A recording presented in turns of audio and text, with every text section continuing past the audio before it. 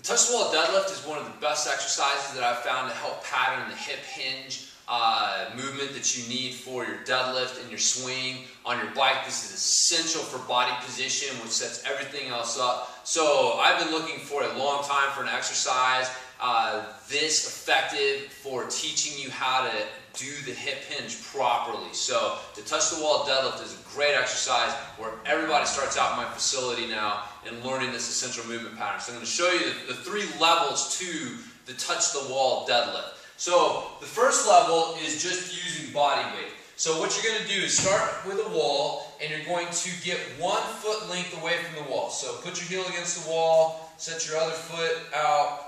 You want your feet about shoulder width apart. Remember, you're setting yourself up to learn how to do a swing.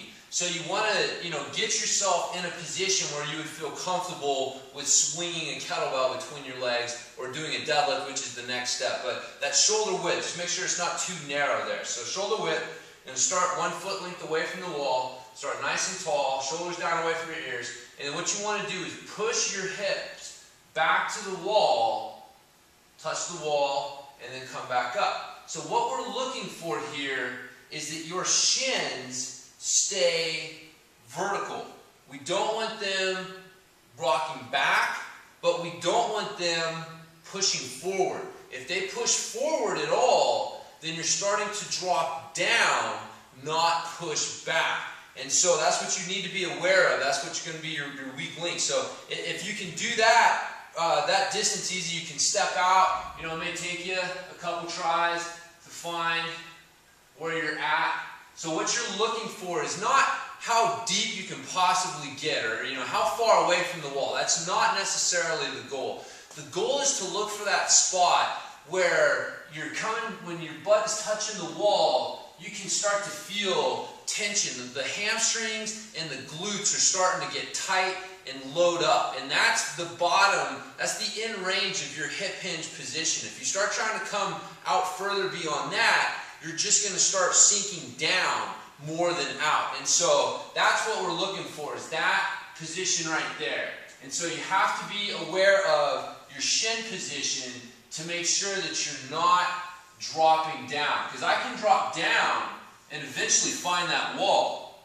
That's not the same thing as this. So make sure that you are working on this. If you need to, have somebody watch you and let you know if your knees are pushing forward. Have them put their hands in front of your knees and resist that. Like, force you to have to learn how to move from the hips and not from the ankles, because that's what we're trying to avoid, is the ankles creating the movement. So once you've got that down, once you're able to do that, you're not sinking down, you're keeping those shins vertical, you're getting to the top position, you're nice and tight, glutes are squeezed tight, kneecaps are pulled tall.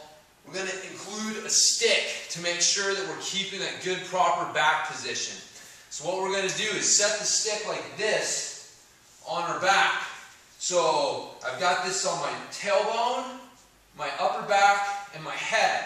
I got my hands in my lower back and my neck, and so I'm going to keep this at that head, upper back, and tailbone. And I would suggest starting over. You're probably going to find that when you add the stick in, you're not quite able to stand as far away from the wall as when you don't have the stick. So start over once you start including the stick into this progression. So make sure that you're keeping that head, upper back, and tailbone against the stick. So now we're not only concentrating on the shin staying vertical and pushing the butt back, but we're also concentrating on keeping that spine neutral while we do it. And so same thing, find your position there.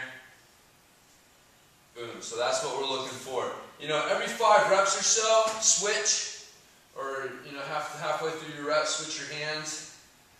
See how it feels on the other side. You'll probably find that there's a difference, that it feels different when you get your hands in different positions. So just be aware of that, which side's easier for you, if there is one. So that's with the stick. So we go from body weight to stick to a weighted version. So now we're going to include a weight. And so, you can use a dumbbell if you don't have access to a kettlebell. Although a kettlebell kettlebell is just a little bit better way to teach this, I think. So, find your position. And then what we're going to do is get the kettlebell and set it between the heels, actually a little bit behind the heels. So what you're going to do, and this is a really important component of this drill at this point, is to make sure that you're attaching the lats and the hips through the core to hold this weight. So to do that, what you're going to do is press, like pretend you, or take your hand and put it against the side of your ribs there and squish your fingers against your ribs with your upper arm, your bicep there. That's the sensation that you want to have. When you do that, it's basically packing your shoulders in and getting the upper arm squeezed tight against the ribs. When you do that, you can see as I come down, my upper arms are almost, it's like they're part of my torso. They move with my torso as opposed to moving independently of my torso. So that's what we want to drive home, is that the lats are locking the arms down and making them part of the torso, which will make them stronger.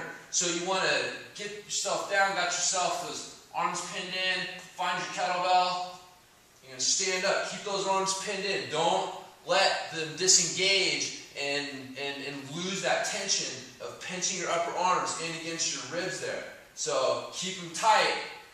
As you come down, find that wall on the floor and back up. So make sure that when we include the weight, that, now that we've got the lower body mechanics dialed from the body weight and the stick version, that we're concentrating on the upper body, the upper back mechanics and the lats when we include the weight. That's the point at this point. It's not lifting heavy weight yet. We're still patterning this. So once you step away from the wall, once you have that dialed, once you feel that you have this dialed and you can keep those lats locked, then you can step away from the wall, and now we're doing a deadlift.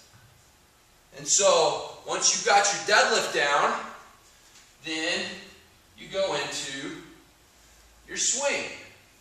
But you can see it all starts with the lessons that you learn from the touch the wall deadlift. So that's the touch the wall deadlift and the sequence that you want to use: the body weight, the stick, and starting to include a weight with it. The lessons you want to learn at each level. And if you take the time, don't rush through it. Make sure that you've got this dialed, you've learned the lessons at each level. You're going to find that your deadlift is going to be way stronger and that your swing is going to be a lot easier to start to incorporate and get going. So hope you guys have enjoyed this. I know it's really helped me a lot with the riders that I work with in the facility, and so I wanted to share this with you as soon as possible.